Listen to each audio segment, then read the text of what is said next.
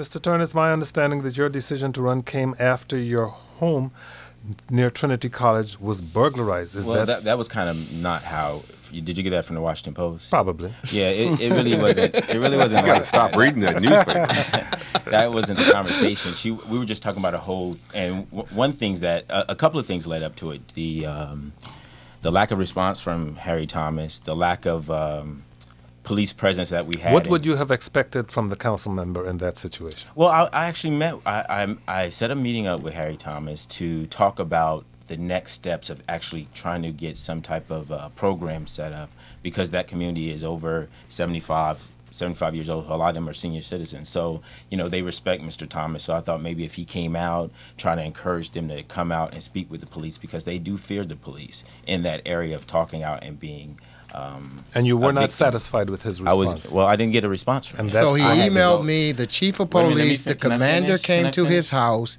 the council member responded to the email that he sent me on his issue, and we have a PSA meeting that I've had several meetings in that community that he has never attended. And so to say these broad brush statements, let's be honest with what we're doing. I can produce the emails. My staff produced them at the last meeting on how I responded to you, why we responded to you, and not only the number of walkthroughs and community. But you're saying, Mr. Turner, that is not the only. I mean, that's not the only reason you decided. That's not the only reason. A break-in is not the only reason for me to break in. It was even with how Kenyon just spoke about the McMillan site.